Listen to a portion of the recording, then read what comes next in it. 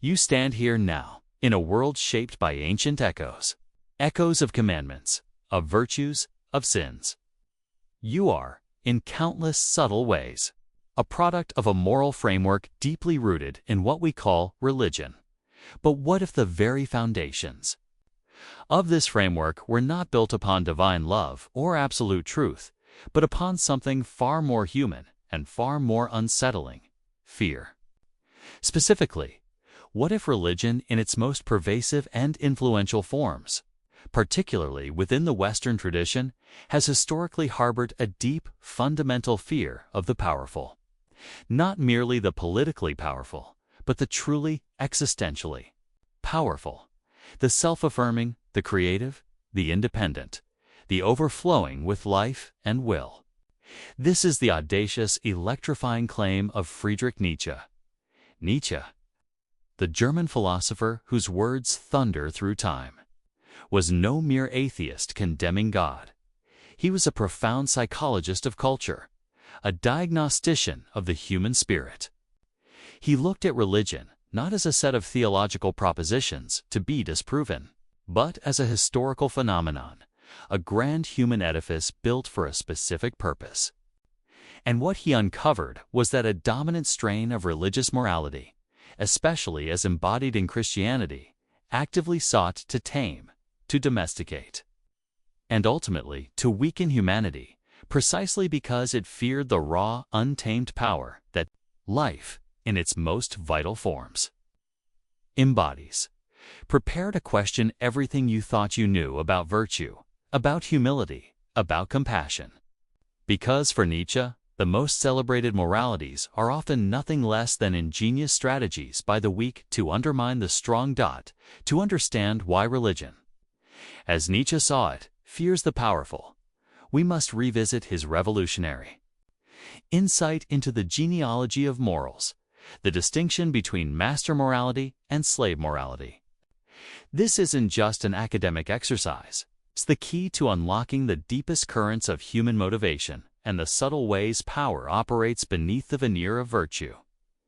Imagine, for a moment, a time, perhaps the dawn of aristocracy, or the era of ancient warrior cultures when values were not debated or divinely decreed, but simply lived. This was the realm of master morality. Here, good was synonymous with what the noble, the strong, the ruling class were. Good was powerful, brave, proud, healthy, independent, generous from an abundance, not a sense of duty, and self-affirming. These individuals were creators of value. They looked to themselves for their worth, not to external validation or abstract rules. They said a resounding yes to themselves and to life in all its unpredictable glory, its struggles and its triumphs. Their power flowed outwards, an excess of vitality. Bad was merely the factual opposite: the common, the plebeian, the cowardly, the timid, the weak. It was a statement of distinction, not a moral condemnation rooted in guilt or blame. The master experienced himself as overflowing, as possessing an abundance of life, and his acts of generosity or courage flowed from this overflow, not from a sense of obligation. He judged himself by his own standards, not by what others thought. But then, something profoundly transformative occurred in the crucible of human suffering and oppression. From the ranks of the enslaved, the downtrodden, the suffering, the physically or socially weak, a new morality began to brew. This was not a morality born of overflowing life, but of resentment. Nietzsche coined the term resentiment to describe this deeply psychological phenomenon: a festering bitterness, a festering envy, a suppressed hatred of those who are strong and happy, which, unable to discharge itself in direct action, turns inward and then reinterprets the world, inverting values. This was the birth of slave morality. Unable to overpower their masters physically, the weak found a new weapon: moral condemnation. What was good for the masters? Their pride, their power. Their self-assertion became evil in the eyes of the slaves. And what were the characteristics of the slaves themselves? Their humility born of helplessness. their patience born of impotence, their equality born of shared suffering, their compassion born of shared weakness, their self-sacrifice born of inability to command or protect themselves. These very traits, born of their suffering and incapacity, were now glorified and declared the new good. Slave morality is a profound act of psychological revenge. It doesn't fight strength with strength. It fights strength by redefining it as evil. It allows the weak to feel morally superior without ever having to be superior in action, courage, or strength. It provided solace, a sense of justice, and a powerful sense of community in their shared suffering. And this, for Nietzsche, is where religion, particularly the Judeo-Christian tradition, became the ultimate vehicle and enforcer of slave morality. It provided the cosmic sanction, the ultimate authority for this inversion of values. The meek would inherit the earth, the last would be first, the humble would be exalted. This promise was a powerful antidote to worldly powerlessness. So, why does religion, as the prime exponent of slave morality, fear the powerful? The fear stems from several interconnected points, each designed to dismantle the very foundations of strength and assert the dominion of the weak. Firstly, religion fears the powerful because powerful individuals are a threat to its authority and its control. A truly powerful human being, strong in spirit, independent in thought, overflowing with vitality, does not need external moral guidance. They are their own lawgivers, their own creators of value. They do not need a priest to tell them what is right or wrong, for they sense it within themselves. They do not fear eternal damnation, for their focus is on affirming and maximizing this life. Such individuals are inherently disobedient to dogma, unpredictable to the collective, and disruptive to the established order. They don't require the comfort of the flock. In fact, the very idea of conformity repels them. Religion, to maintain its dominion over souls, requires obedience, guilt, and a sense of dependency on a higher power or a community. The powerful individual, in his self-reliance, fundamentally undermines this requirement. Secondly, religion, particularly one born of resentment, has a deep fear of suffering and an aversion to life's inherent harshness, which the powerful embrace. Traditional religion often promises an escape from earthly suffering, a blissful heaven, an eternal reward for enduring pain in this life. It tells us that suffering is a trial, a punishment, or a means to salvation. But the powerful, in Nietzsche's view, see suffering as a necessary crucible for growth. They do not shrink from it. They embrace it as a vital part of becoming stronger, wiser, more profound. They know that greatness is forged in adversity. Religion's relentless focus on alleviating pain, on comforting the afflicted, on promising an end to all struggle, subtly weakens the human will. It cultivates a spirit that seeks ease and comfort above all else, rather than one that finds meaning and strength in overcoming hardship. It creates a longing for a world without struggle, thereby devaluing the very struggle that defines life. Thirdly, pity, glorified by religious morality, is seen by Nietzsche as a tool of weakening, while superficially appearing compassionate. Nietzsche believed that excessive pity weakens both the giver and the receiver. For the giver, it drains vital energy that could be used for creation and self-overcoming. For the receiver, it reinforces their victimhood and dependence, discouraging them from rising above their condition. Religion, by placing pity at the pinnacle of virtue, fosters a culture where helplessness is celebrated and the strong are burdened by the suffering of others, rather than encouraged to empower themselves or to inspire others to self-mastery. Pity, in this context, becomes a mechanism to maintain a state of managed weakness, rather than a catalyst for true flourishing. It is a fundamental denial of life's inherent struggle and the necessity of suffering. For higher development, fourthly, the religious emphasis on equality is, for Nietzsche, a profound expression of fear of the powerful, a leveling down. Religion often promotes the idea that all souls are equal before God, that all human beings are fundamentally the same in their capacity for sin and their need for grace. While seemingly noble, Nietzsche argued that this relentless pursuit of absolute equality can stifle excellence and originality. It works to reduce everyone to the lowest common denominator, to avoid any uncomfortable distinctions or hierarchies that might make the less capable feel inferior. It's a fundamental resentment of distinction, of aspiration, of greatness. It aims to shear the peaks, to fill the valleys, to tame the exceptional individual and make them blend into the average. The powerful, by their very nature, are unequal. They distinguish themselves through their strength, their vision, their will. This threatens the egalitarian impulse of slave morality. Fifth, the very concept of sin becomes a formidable weapon wielded by religion against the powerful. Natural, healthy human drives pride, ambition, sexuality. The will to dominate in the sense of mastering one's environment or oneself are pathologized, labeled as sinful, evil, or demonic. This turns the powerful individual against himself.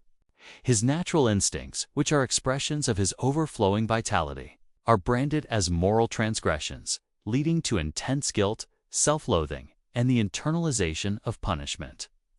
The vibrant inner life is turned into a battlefield of self-condemnation, forcing the individual to suppress their most potent drives and become tame.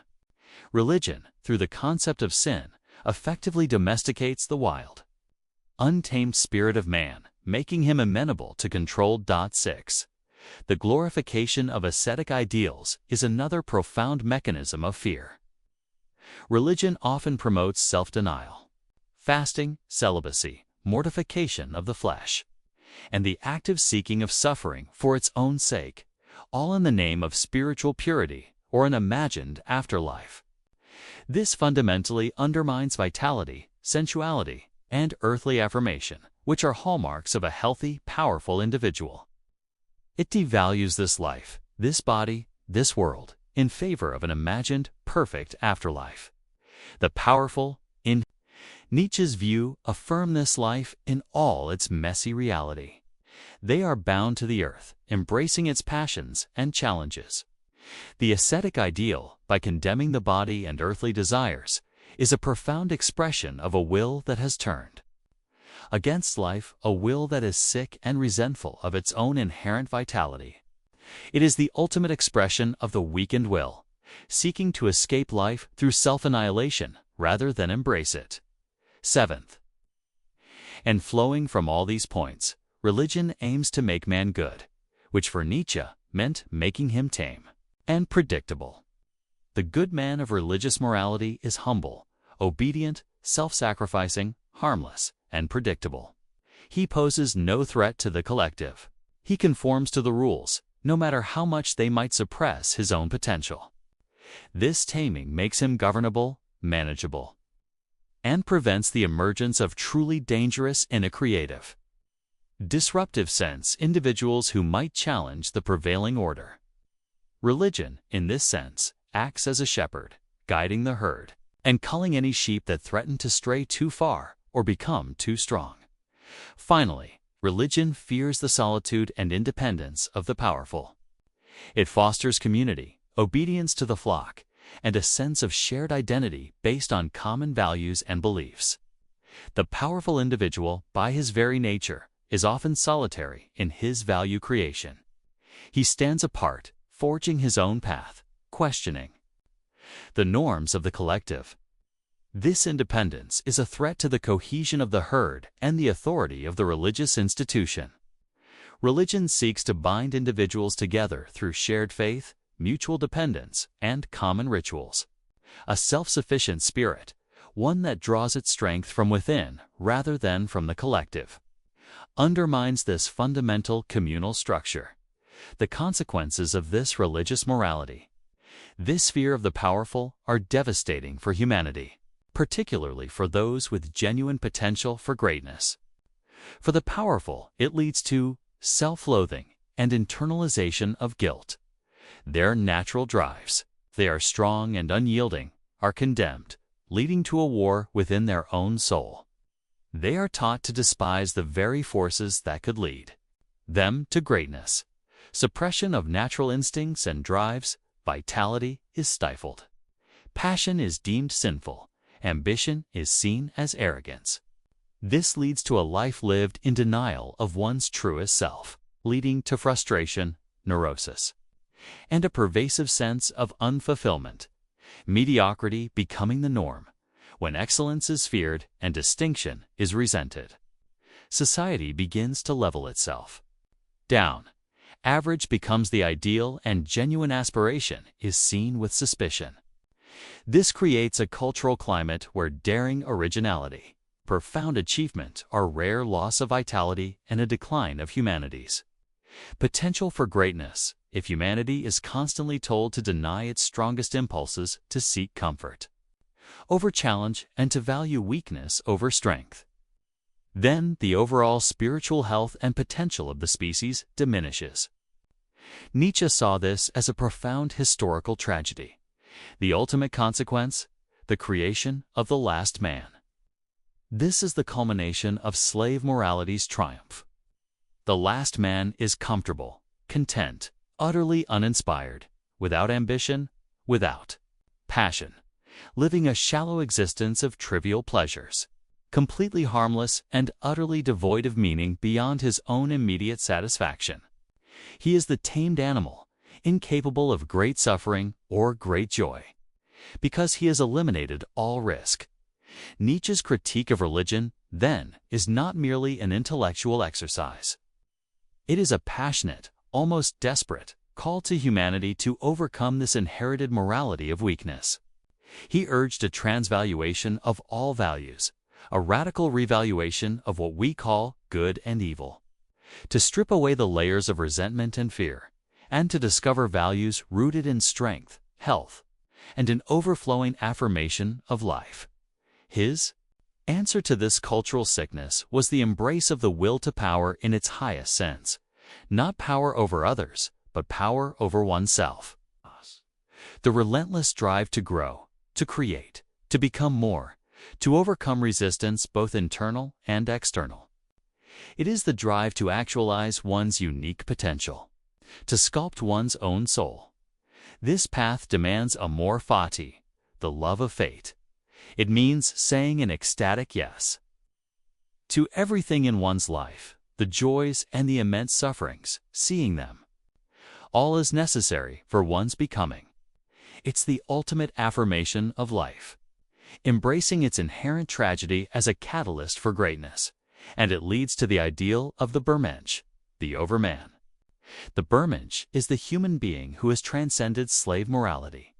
He is the self-overcoming individual who is strong enough to create his own values, to face the existential void without succumbing to passive nihilism, to affirm life in all its brutal glory, and to live authentically by his own law. He is the master of himself, unbound by the fear and resentment of the herd, capable of forging new meaning and new greatness for humanity.